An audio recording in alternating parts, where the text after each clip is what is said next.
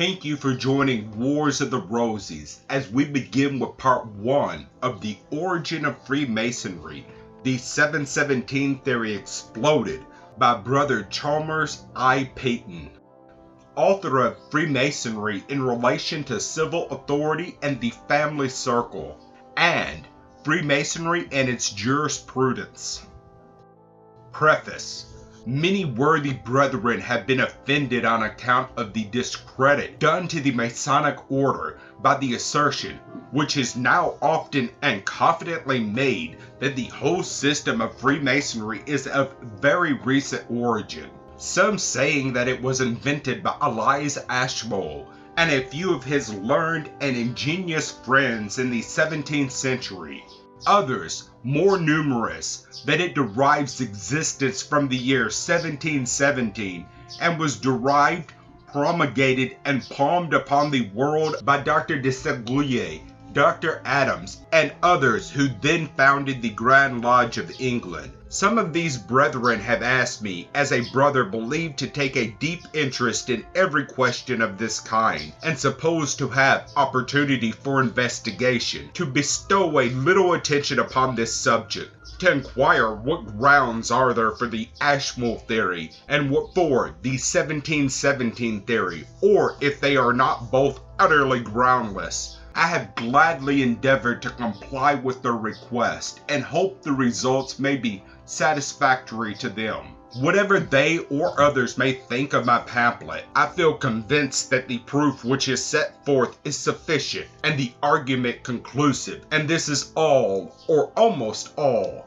that I care for in the matter. I have a strong desire to see the honor of our order maintained and to contribute my own part in every possible way to the maintaining of it, and I believe nothing can be more contrary to it than the supposition that Freemasonry is of recent origin, for if it were so, it would be liable to be regarded not merely as an invention of men of talent, which might be good, but of necessity as an imposture, which in no case can be imagined to be good. When we consider how Freemasonry was presented to the public notice in England after the founding of the Grand Lodge in 1717, we must feel ourselves constrained either to acknowledge that Dr Desaguliers, Dr. Anderson, and their coadjutors were honest men doing a work which they believed to be good, or to set them down as a set of the most consummate rascals that ever imposed upon mankind, and yet with no motive for their imposture. No motive has ever been assigned or suggested. The case is one which needs to be plainly stated, and which the supporters of the 1717 theory must meet in the plainest statement of it, to maintain the honor or excellence of Freemasonry, and at the same time to maintain its base origin, is ridiculous. Looking at the characters of Dr. Desaguliers and Dr. Anderson, it seems impossible to doubt their thorough honesty and integrity.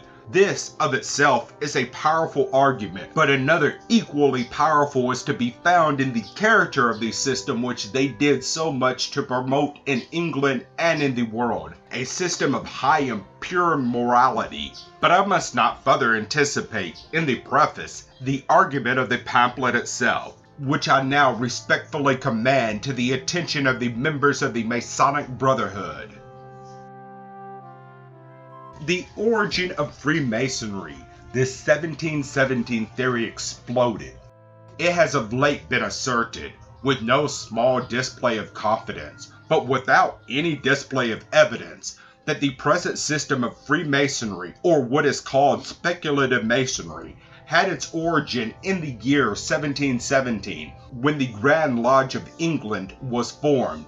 The purpose of the present pamphlet is to submit this theory to examination. The first thing which naturally occurs to the mind in considering this theory is the perfectly arbitrary character of the assumption which is made. Why should it be assumed that speculative masonry originated in 1717? Why should not another date be fixed upon it as readily as that which is assumed? In fact, we know that some of those who have recently opposed the notion of the great antiquity of Freemasonry have assigned another date for its origin. They represent it as having been devised and framed into a system by the celebrated Elias Ashmole and others about the middle of the 17th century, or about 15 years before 1717. All this it is proposed to consider in the following pages, that the baselessness of the one theory may be exhibited as well as that of the other. In the meantime,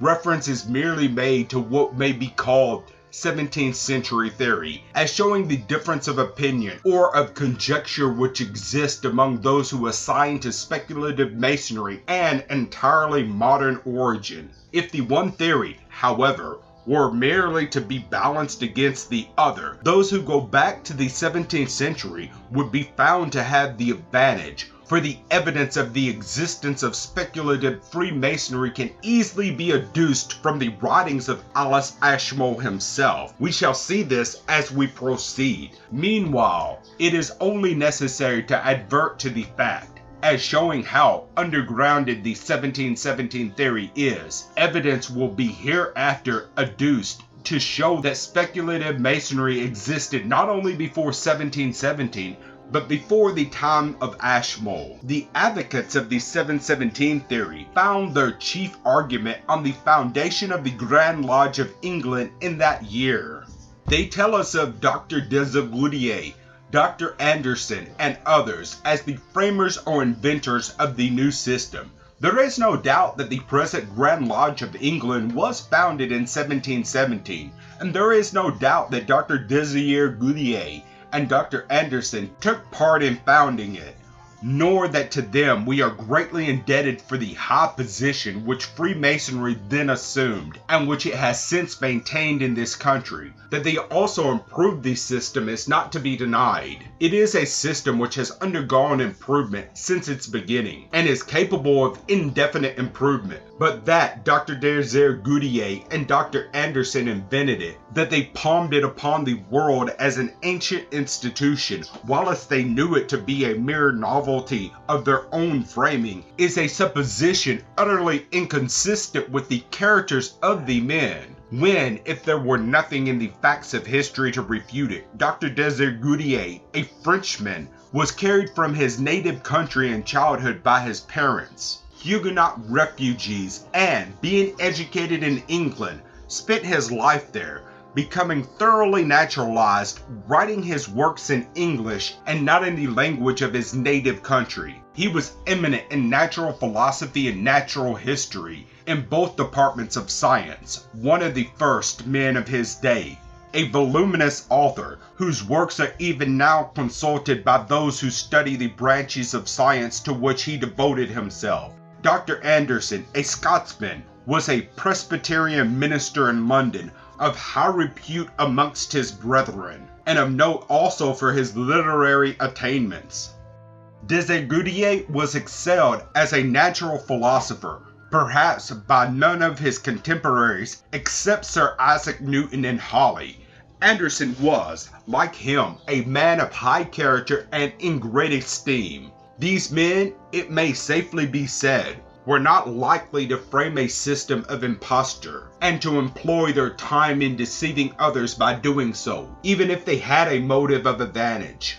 Whereas no motive is suggested by those who gratuitously attribute to them this conduct, and they are represented as doing what they are said to have done in the foundation of speculative Freemasonry without any reason or motive whatever. There can be nothing more improbable than this theory. The most positive evidence must be demanded in its support, and of such evidence nothing whatever has been adduced. Let it be observed that this 1717 theory ascribes to men of the highest character the invention of a system of mere imposture, for whatever that system may be deemed in itself, and we may well refer to its nature as showing how unlikely it is to have had such an origin. Yet it is framed and palmed off into the world by Desaguliers and others in 1717. It was nothing else than a system of imposture. It was brought forward with pretensions, which its framers knew to be false, pretensions of high antiquity, whereas according to the 1717 theory, it had been newly invented in their studies. Is this likely? Or is it reasonable to ascribe such conduct to honorable men without even assigning a probable motive for it? It is rather a wanton traducing of characters which have always been held in high regard. Surely the eminent men of former generations ought to be safe now from such attacks upon their reputation. It is assumed in the 1717 theory that the Masons in England, Scotland, and other countries were, until that date, a mere guild of operatives, like other guilds which existed. It is forgotten that the very art of Masonry required, in its highest departments, the possession of attainment by no means requisite in any other ordinary crafts. The mere builder or hewer of stone might be nothing more than an operative mason, and superintended its erection must have always been men of highly superior culture and intelligence. It is to them that we ascribe the origin of Freemasonry, and it seems certainly not improbable, but in the highest degree probable, that the craft has existed from very ancient times, distinct from all other crafts and peculiar in its organization. Those who date its origin from the building of Solomon's temple may have no very positive evidence to sustain their theory, but it is, at least in this respect, better than the 1717 theory, that it has in it more natural probability and cannot so easily be refuted. We can trace a strong resemblance to the modern system of Freemasonry in the architectural collegia of the ancient Romans. We find similar systems prevailing in the Middle Ages in the Steinmetzen of Germany. Had these, it may be asked, no connection with one another? It appears more than probable that they had, and that from them we may trace the origin of Freemasonry now existing. It may be that there were great and important differences, yet the most essential parts of the system might be the same, and indeed it appears that they were the same. In maintaining the antiquity of Freemasonry, it is by no means requisite to prove that the system of former ages was precisely the same as the present. If we find in it the same essential characters, it is enough.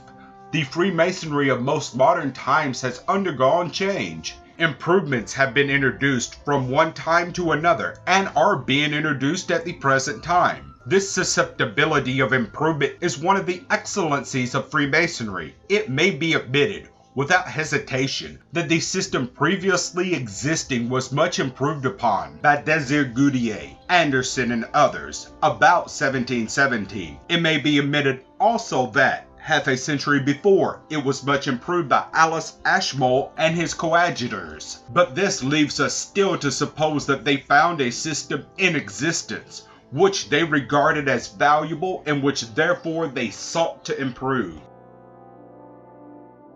Thank you for watching, and please don't forget to share, like, subscribe, and comment. And if you can, please consider donating to Wars of the Rosies. It is much needed and much appreciated. Links to PayPal and Patreon are in the description below. Thank you so very much.